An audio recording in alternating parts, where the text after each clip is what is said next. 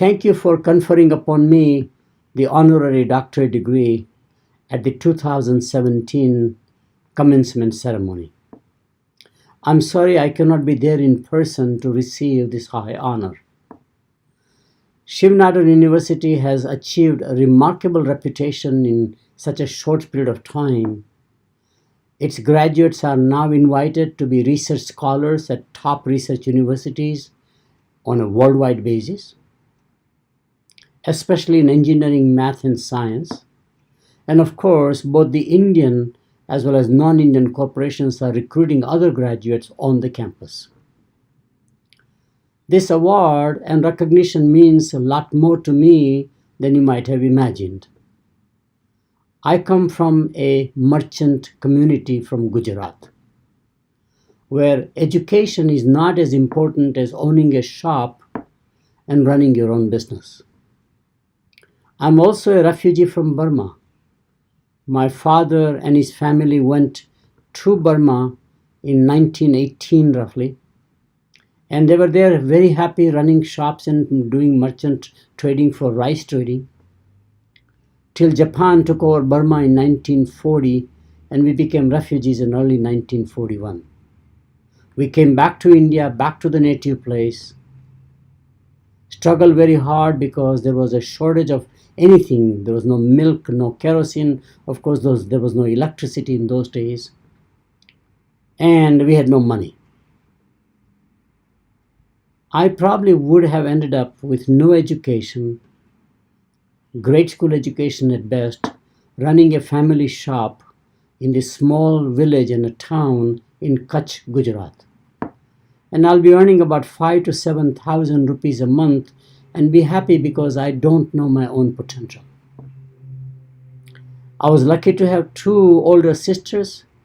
None of them graduated from high school, but very passionate about making sure that I study and educate myself, motivated me, mentored me, and that is the outcome why I went from being a merchant to an educator. I had another major break in life. As I have mentioned many times, dislocations in life, if you survive, are the greatest character builders. In order to survive and struggle, we settled ultimately in Chennai, Madras, as we used to call them, and I had to learn English, which provided me greater mobility outside of India. If you take a grain of wheat and make it into a loaf of bread, the value add is only 3 times. If you take a rough diamond and a good diamond cutter polishes and cuts and brilliance out, the value add is about 15 to 20 times. But if you take a human being, motivate, mentor, believe in them, polish, nurture, the value add is infinite. And I'm a living proof of that. I believe in that very strongly. And probably the strength of India is its human capital, even though it is very well blessed by nature with agricultural resources and industrial resources. And my view is that if I can become a scholar, an academic, from a merchant community, anybody can aspire to do anything they want to do. I have 2 specific suggestions to my fellow graduates who are 2 generations younger than I am. The first is that please, in the joy of celebrating the graduation, go out of your way to thank your parents, thank your teachers, thank others who believed in you, invested in you, nurtured you over such a long period of time so you can graduate with education.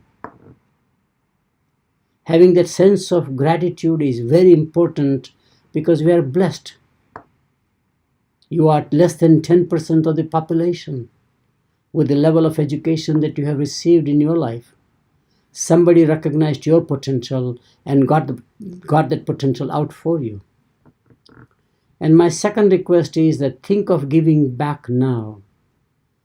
The responsibility to contribute back to the society begins the day you graduate. And therefore, giving back is not something you do after thinking of a career and retirement and say, now how do I give back? Giving back is a daily exercise. It's a mindset, it's a mental attitude that how can I give back to the society who blessed me so much? Again, I'm so sorry I cannot be there in person, and I want to thank Shiv Nadar University for conferring upon me the Honorary Doctorate. Thank you.